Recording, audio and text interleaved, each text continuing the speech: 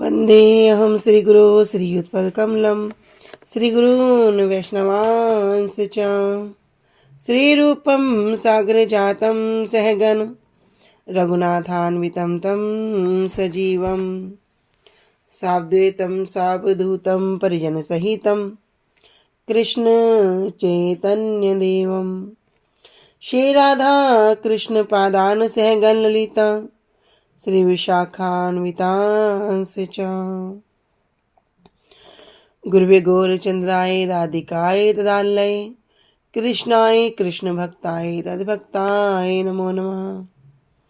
नमो विष्णुपादाय कृष्ण प्रेष्ठाय भूतले श्री श्रीमद् भक्ति वेदांत श्री श्रीधर गोस्वामी नामिने। नमो ओम गुरुदेवाय धीमते सौम्य मूर्तये श्री श्रीमद् भक्ति स्वरूप सिद्धांति प्रभवे श्री महात्मने। नमो विष्णुपादाय श्री राधिकाय प्रियात्मने श्री श्रीमद् भक्ति वेदांत श्री नारायण गोस्वामी नामिने। श्री कृष्ण लीला कथने सुदक्षम औदार्य माधुर्य गुणश्री युक्तम वरम वरेण्यम पुरुषम महांतम नारायण त्वं शीर्षा नमामि। वाञ्छाकल्पतरुभ्यश्च कृपा सिन्धुभ्य एव च पतितानां पावनेभ्यो वैष्णवेभ्यो नमो नमः। पंचतत्त्वात्मकृष्णं भक्तरूपं स्वरूपकं भक्तावतारं भक्ताख्यं नमामि भक्तशक्तिकम्। श्री कृष्ण चैतन्य प्रभु नित्यानंदा श्री अद्वैत गदाधर श्रीवासादि गौर भक्त वृंदा। हरे कृष्णा कृष्णा कृष्णा हरे हरे हरे राम राम राम हरे हरे। स्वप्रथम परमाराध्यतम श्री गुरुपाद पद्म जम विष्णुपाद अष्टोत्तरशत श्री श्रीमद् भक्ति वेदांत श्री श्रीधर गोस्वामी महाराज जी के श्री अभय चरण सरोज में अनंत कोटि दंडवत प्रणाम ज्ञापित करती हूँ। तदुपरांत मेरे परम गुरुदेव जय नित्य परविष्ट ओम विष्णुपाद अष्टोत्तरशत श्री श्रीमद् भक्ति श्री रूप सिद्धांति गोस्वामी महाराज जी एवं जय नित्य परविष्ट ओम विष्णुपाद अष्टोत्तरशत श्री श्रीमद् भक्ति वेदांत श्री नारायण गोस्वामी महाराज जी के श्री अभय चरण सरोज में श्रद्धा पुष्पांजलि अर्पण करते हुए अहेतु कृपा की वांछा करती हूँ।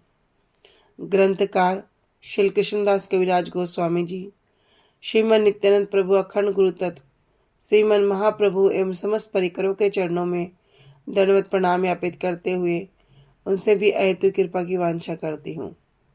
उपस्थित वैष्णव जन भक्तवृंद माता पिता भाई बहन सभी के चरणों में मेरा यथा योग्य दंडवत प्रणाम स्वीकार हो। सभी को हरे कृष्णा दंडवत प्रणाम।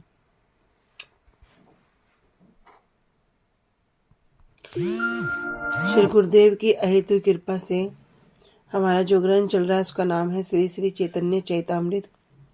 श्री श्री चैतन्य चैतामृत ग्रंथ के अंतर्गत हम श्रवण कर रहे हैं मध्य लीला 20वां अध्याय, जिसमें हम आ चुके हैं प्यार संख्या 277 और पेज संख्या 268 पे। तो अब तक हमने श्रवण किया कि जो समग्र जो भौतिक शक्ति है, जो महत तत्व है, ये प्रकट होती है, जिससे 3 प्रकार के अहंकार प्रकट होते हैं। और ये जो हैं ये सब कहाँ से हैं? ये उस मूल स्रोत से हैं जिनसे सभी देवता, जो नियंत्रण करने वाले, जो अधिष्ठाता हैं, इंद्रिया और भौतिक तत्व विस्तार करते हैं। तो अहंकार के विषय में श्रवण किया था। 3 प्रकार के हैं। एक है वैकारिक, दूसरा तेजस और तामस। महत तत्व तो हृदय अथवा चित्त के भीतर में स्थित है। कहाँ पर? हृदय और चित्त के भीतर में। और इन महत तत्व के भी जो अधिष्ठाता हैं वो हैं भगवान वासुदेव। तो श्रीमद् भागवतम के अंतर्गत हमने श्रवण किया था कि महत तत्व के भी 3 विभाग हो जाते हैं। तो वैकारिक है और तामस है, तेजस है। तो वैकारिक में श्रवण किया था कि सात्विक अहंकार आता है जिसमें 11 इंद्रियां, जो 11वीं इंद्रिय है अर्थात मन, वो इससे प्रकट होता है। और जिसके अधिष्ठाती देवता कौन है? अनिरुद्ध है। दूसरा तेजस, जिसके अंदर राजस अहंकार आता है, जिससे इंद्रियां और बुद्धि प्रकट होती हैं और जिनके अधिष्ठाता हैं प्रद्युम्न। तीसरा तामस, कह रहे जिसकी शब्द ध्वनि, शब्द तन्मात्र का विस्तार होता है और इस शब्द ध्वनि से आकाश प्रकट होता है और कान आदि इंद्रियां भी प्रकट होते हैं। तो इन तीनों के भी जो अधिष्ठाता हैं वो है संकर्षण। तो वासुदेव, प्रद्युम्न और अनिरुद्ध, ये 3 प्रकार के अहंकारों में ये तीनों आ गए, लेकिन इन तीनों के भी जो अधिष्ठाता हैं वो है भगवान संकर्षण। तत्व ज्ञान विषयक चर्चा में यहां पर ये बतला दिया है। आगे कह रहे हैं कि सर्व तत्व मिली सर्जिल ब्रह्मांडेर गण, अनंत ब्रह्मांड तार नाहिक गणन। सर्व तत्व, ये सभी तत्व, जो ये अलग अलग जो तत्व हैं, सभी तत्व मिलकर सृजिल ब्रह्मांडेर गण, क्या करते हैं? सभी ब्रह्मांड की रचना करते हैं। और अनंत ब्रह्मांड तार नाहिक गणन, ब्रह्मांड भी एक नहीं है, कह रहे अनंत है। ये जो ब्रह्मांड है, ये ब्रह्मांड भी असंख्य है, जिनको गिन पाना भी संभव नहीं है। हम तो एक ब्रह्मांड के जो 14 लोक हैं, उन 14 लोक में से भी एक लोक में हम अभी स्थित हैं, अभी रह रहे हैं, जहां पर भी नित्य नहीं है। कह रहे ऐसे असंख्य ब्रह्मांड हैं जिनकी गणना भी नहीं की जा सकती। तो सभी तत्वों को मिलाकर भगवान ने ब्रह्मांडों की सृष्टि की और इन ब्रह्मांडों की संख्या अनंत है, उनकी गिनती नहीं की जा सकती।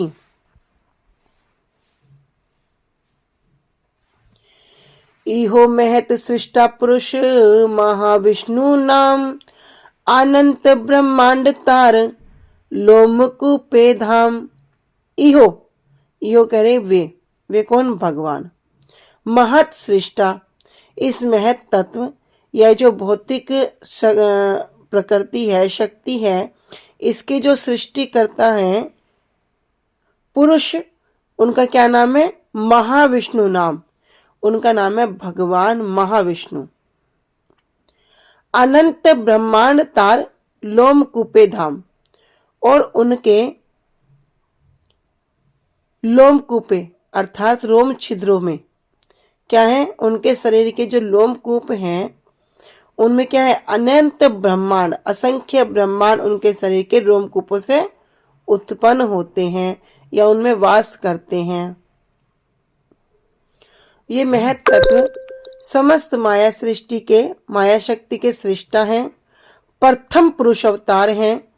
इनका नाम महाविष्णु है और अनंत ब्रह्मांड उनके रोमकूपों में वास करते हैं। तो जो सबसे पहला जो अवतार है, क्या? पुरुष अवतार। पुरुष अवतार में क्या श्रवण करते हैं? कारणोदयशायी विष्णु, गर्भोदकशायी विष्णु और शिरोदकशायी विष्णु। कह रहे जो सृष्टि के जो प्रथम पुरुष अवतार हैं, इनका नाम है महाविष्णु और अनंत ब्रह्मांड उनके रोमकूपों में ही वास करते हैं या उनसे उत्पन्न होते हैं।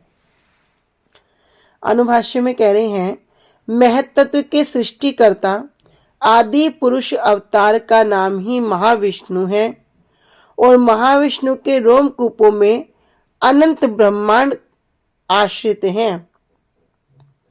गवाक्षे उड़ियाए छे रेणु आसे जाए, पुरुष निश्वास सहा ब्रह्मांड बहिराए। पुनरपि निश्वास सहा जाए अभ्यंतर, अनंत ऐश्वर्य तार सब माया पार। कह रहे गवाक्षे, गवाक्षे कहते हैं एक छिद्र। कैसा? एक खिड़की के ऊपर कोई एक छिद्र है, जैसे करते ना, क्या बोलते हैं उनको, हवा के लिए छोड़ देते हैं। कह रहे इस प्रकार खिड़की के ऊपर एक छिद्र से उड़िया ये छे रेणु आसे आए, उससे उड़कर रेणु कुछ धूल के कण क्या होते हैं, उससे आते हैं और जाते रहते हैं। पुरुष निश्वास सहा ब्रह्मांड बहिराए, उसी प्रकार जो महाविष्णु हैं, जो प्रथम पुरुष हैं, उनके श्वास के साथ ब्रह्मांड बहिराए, एक श्वास के साथ क्या होता है, ब्रह्मांड बाहर आ जाते हैं। और पुनरपि निश्वास, और जब वे वापस उस श्वास को वापस लेते हैं तब क्या होता है, सहज जाए अभ्यंतर, और उस श्वास के साथ अभ्यंतर उनके अंदर चले जाते हैं। अनंत ऐश्वर्यता सब माया पार, और उनका ये जो ऐश्वर्य है ये कैसा है, अनंत है, सब माया पार और माया से परे है, इस भौतिक धारणा से परे है। कह रहे जब महाविष्णु श्वास छोड़ते हैं तो ये सारे ब्रह्मांड में उस वायु में तैरते माने जाते हैं कि अपना श्वास छोड़ा तो अनंत ब्रह्मांडों की उत्पत्ति हो गई। कैसे? उन सूक्ष्म कणों की भांति।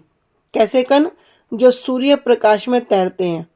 जब सूर्य का प्रकाश आता है तो जो कभी लाइट में देखते हैं ना, झरोके से आते तो छोटे छोटे कण दिखते हैं। कह रहे उन सूर्य कण की भांति, और पर्दे के छेदों से होकर आते जाते रहते हैं। इसी तरह ये सारे ब्रह्मांड महाविष्णु के उच्च श्वास से उत्पन्न होते हैं, और जब महाविष्णु श्वास लेते हैं तो ये सब पुनः उनके शरीर के भीतर चले जाते हैं। महाविष्णु का असीम ऐश्वर्य पूर्णता भौतिक धारणा से परे है, मायातीत है, अर्थात माया से परे है। तो जिस प्रकार झरोके से उड़कर धूलिकण आते जाते हैं, उसी प्रकार महाविष्णु के श्वास छोड़ने के साथ ब्रह्मांड बाहर निकलते हैं और पुनः उनके श्वास भीतर लेने के वे भीतर चले जाते हैं। महाविष्णु का ऐश्वर्य अनंत है और ये सब मायातीत है, माया से परे है। ब्रह्म संहिता में भी वर्णन कर रहे हैं, उसी को यहाँ पर कह रहे हैं कि यस्येक निश्वसित कालम अथा अवलंब्य जीवंति लोम विलजा जगदंड नाथा विष्णुर्महान सा इह यस्य कला विशेषो गोविंदमादि पुरुषम तमहम भजामि। यस्यक निश्वसित कालम, कह रहे यस्य अर्थात जिनके, निश्वसित एक श्वास से, कालम अथा अवलंबन जिनके एक श्वास की शरण लेकर क्या होता है, जीवंती लोम विलजा जगदंड नाथा, जीवंती क्या होते हैं, जीते हैं, लोम विलजा उनके जो लोम, जो रोम छिद्र हैं उससे उत्पन्न होकर जगदंड नाथा, जगत अंड की जो अनंत क्या है, ब्रह्मांडों के भी जो स्वामी है, जो ब्रह्मागण है। कह रहे विष्णु महान सा इह यस्य कला विशासो, और विष्णु महान वे महाविष्णु, यस्य जिनके कला विशेष, अर्थात कला कहते हैं विशिष्ट पूर्ण अंश या उनके विस्तार। गोविंदम आदि पुरुषम तमहम भजामि, मैं उन गोविंद पुरुष जो आदि पुरुष हैं उनकी मैं तमहम उनका मैं भजन करता हूं। तो कह रहे हैं जो सारे ब्रह्मा हैं और भौतिक संसार के जो अन्य स्वामी हैं महाविष्णु के रोमकूपों से प्रकट होते हैं और उनके एक निश्वास की अवधि तक जीवित रहते हैं। जब तक वे श्वास नहीं लेते तब तक जीवित रहते हैं।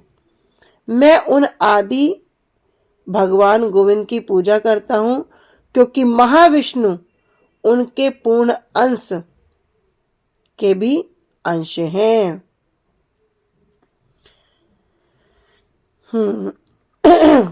तो ब्रह्मांडनाथ अर्थात ब्रह्मा विष्णु महेश जिनके रोमकूपों से जन्म ग्रहण करते हैं, ब्रह्मा हो विष्णु हो महेश हो, जिनके रोमकूपों से जन्म ग्रहण करते हैं और उनके निश्वास काल तक अवस्थित रहते हैं, वे महाविष्णु जिनकी कला है, ऐसे महाविष्णु जिनकी कला है, मैं उन आदि पुरुष गोविंद का भजन करता हूं।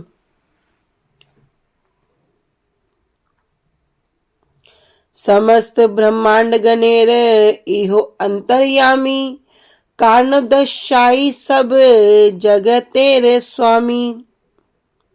समस्त ब्रह्मांड गणेर, जितने भी समस्त ब्रह्मांड हैं, उन ब्रह्मांडों के जो अंतर्यामी हैं, कह रहे कारणदशाई सब जगतेर स्वामी, ये कारण समुद्र में शयन करने वाले ही समस्त जगत के स्वामी हैं।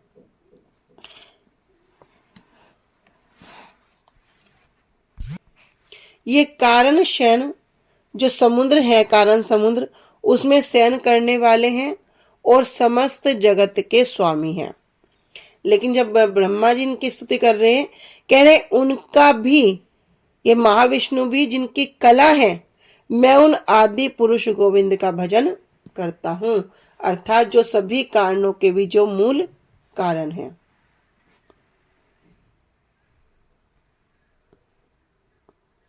एते कहिलु प्रथम पुरुषेर तत्व, द्वितीय पुरुषेर एबे सुनु महत्व।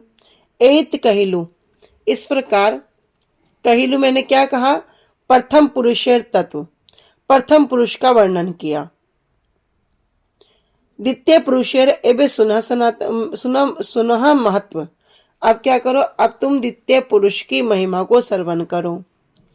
तो अभी महाप्रभु श्री सनातन गोस्वामी पाद जी को जो प्रसंग जो श्रवण करा रहे हैं तत्व विचार के विषय में, उसको कह रहे हैं कि प्रथम पुरुष जो कौन है, कारणदक्षाय विष्णु, जो महाविष्णु है, अनंत कोटि धाम के जो मूल करता है, उनके विषय में मैंने अभी कहा।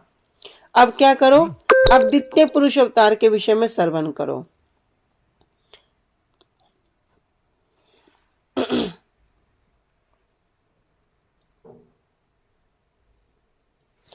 से पुरुष अनंत कोटि ब्रह्मांड सृजिया, एक एक मूर्ति प्रवेशिला बहुमूर्ति हैया। से पुरुष वही ब्रह्म भगवान महाविष्णु अनंत कोटि ब्रह्मांड, लाखों करोड़ों ब्रह्मांडों की सृजिया रचना करके एक कई मूर्ति प्रवेशिला, एक एक उसमें क्या किया, प्रत्येक में एक रूप में प्रवेश कर गए। और बहुमूर्ति हैया, कैसे प्रवेश कर गए, बहुमूर्ति अनेक रूप होकर उनमें प्रवेश कर गए। प्रवेश करिया देखे सब अंधकार, रहिते नाहिक स्थान करीला विचार।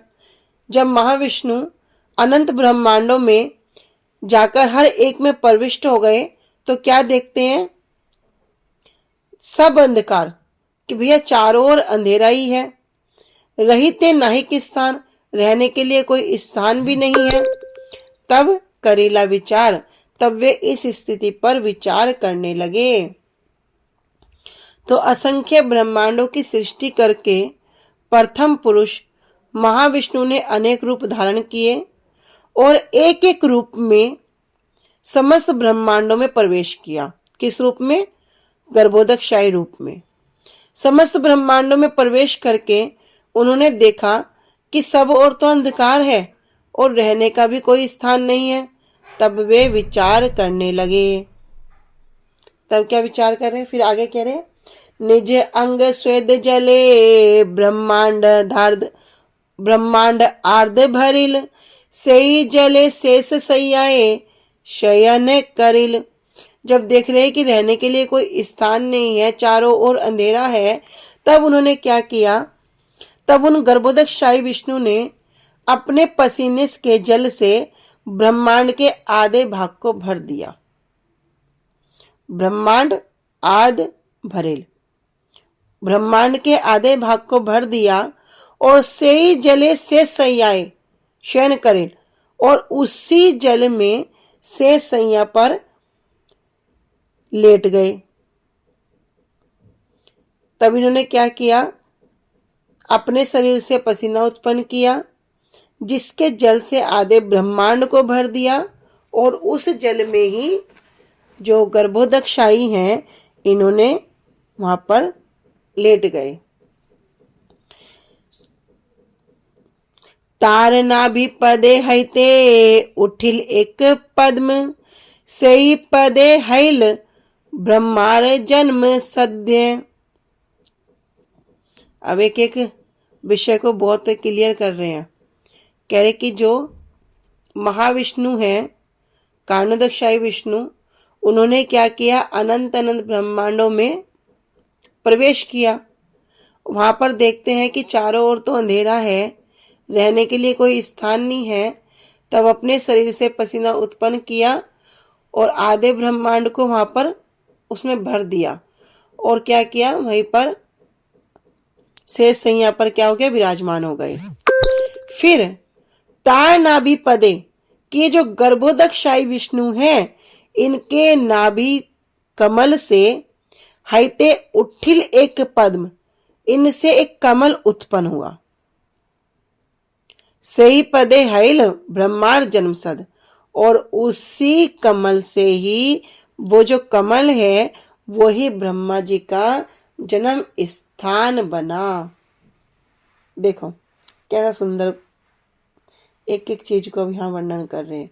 कह रहे तब उन गर्भोदकशाही विष्णु की नाभि से एक कमल का फूल निकल आया, और वही फूल ब्रह्मा जी का जन्म स्थान बना। सेई पद्म नाले हैल 14 भुवन, तेहो ब्रह्मा हैया सृष्टि करेला सर्जन। सेई पद्म नाले, पद्म नाल, नाल कहते हैं वो जो कमल की जो नाल है। कह रहे उस कमल की नाल में हैला 14 भुवन, 14 भुवन उत्पन्न हो गए, 14 लोक उत्पन्न हो गए। तेहो ब्रह्मा हैया सृष्टि करेला सर्जन, और उनको क्या किया, ब्रह्मा जी ने फिर इस भौतिक जगत की सृष्टि की। तो उन गर्भोदकशाही के नाभि कमल से कमल उत्पन्न हुआ, वह कमल ही ब्रह्मा जी का जन्म स्थान बना। भगवान की जो नाभि है वो सभी क्या कहें, नाभि कमल। तो नाभि कमल से एक कमल उत्पन्न हुआ, और कमल से कमल ही तो उत्पन्न होगा। कह रहे वो कमल ही क्या हुआ, ब्रह्मा जी का जन्म स्थान हुआ। उसी कमल की नाल में ये 14 भुवन उत्पन्न हुए। तब उन गर्भोदकशाही ने क्या किया, उन्होंने ही ब्रह्मा बनकर सृष्टि की रचना की।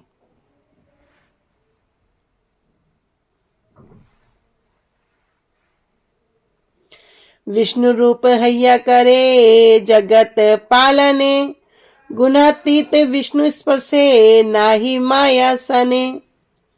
विष्णु रूप हैया कि वे द्वितीय पुरुष ही विष्णु रूप होकर प्राकृत जगत का पालन करते हैं। कौन सा रूप होकर, विष्णु रूप होकर।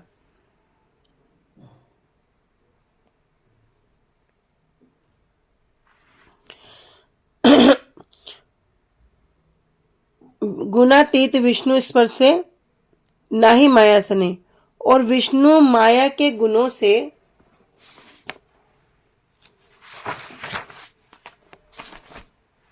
परे हैं, इसलिए माया उन्हें स्पर्श भी नहीं कर सकती।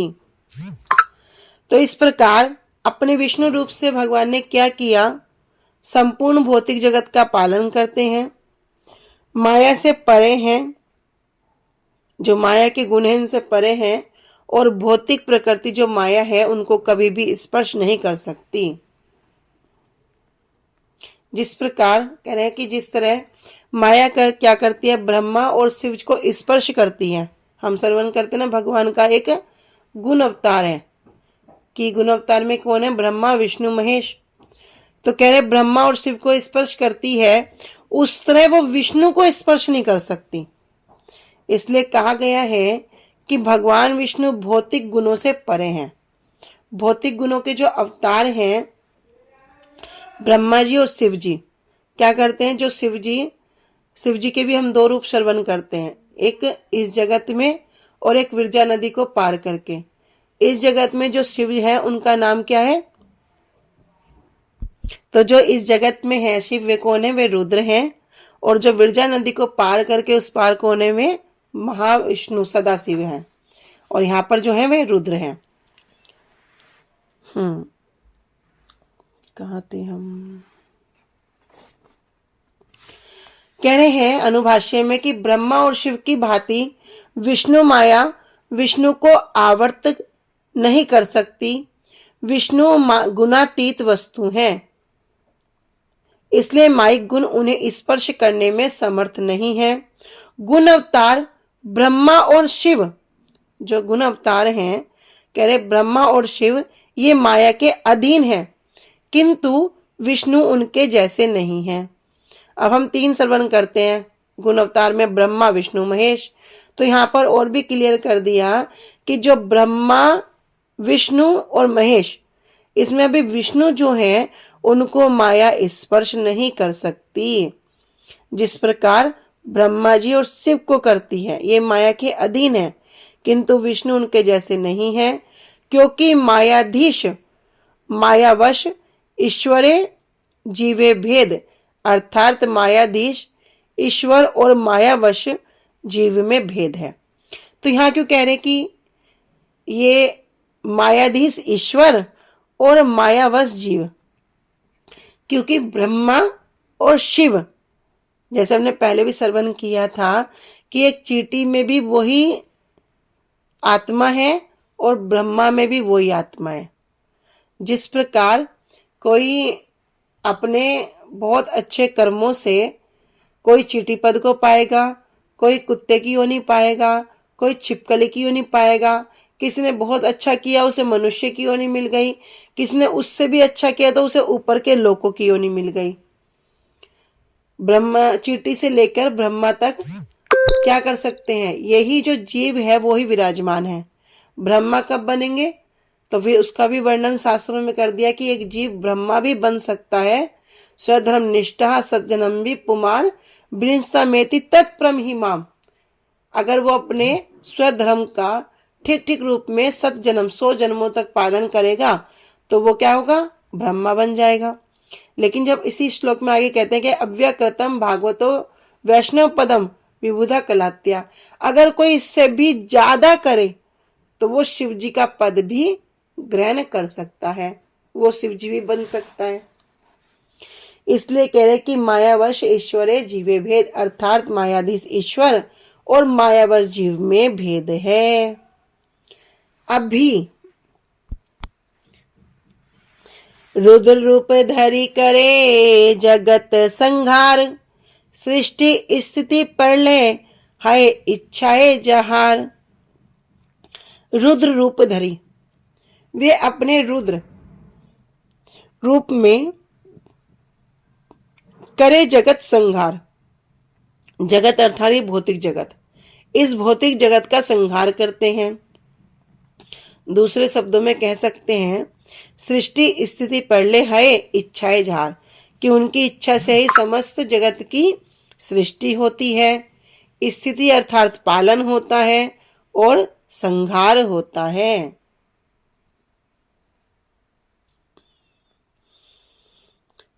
तो वे द्वितीय पुरुष ही रुद्र का रूप धारण करके जगत का संहार करते हैं।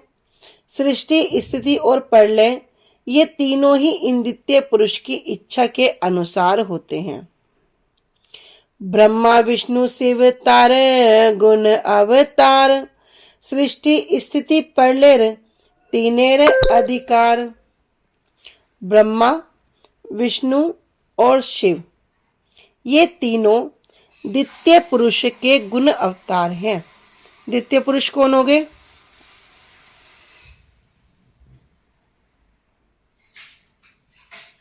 गर्भोदक विष्णु। गर्भोदकशाही विष्णु हो गए। इन गर्भोदकशाही विष्णु के ही ये जो 3 गुण अवतार हैं, ब्रह्मा विष्णु और शिव, ये तीनों इन द्वितीय पुरुष के ही गुण अवतार हैं और उनका कार्य क्या है? सृष्टि, स्थिति और प्रलय करना। आज हम यहीं तक रखते हैं, आगे कल श्रवण करेंगे।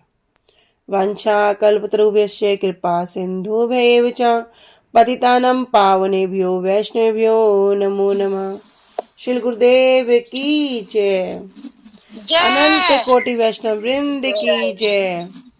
जय। निताय गौर प्रेमानंदे। हरि हरि बोल। हरि हरि बोल, हरि हरि बोल, हरि हरि बोल, हरि हरि बोल। हरे कृष्ण। हरे कृष्णा। दंडवत प्रणाम सभी को।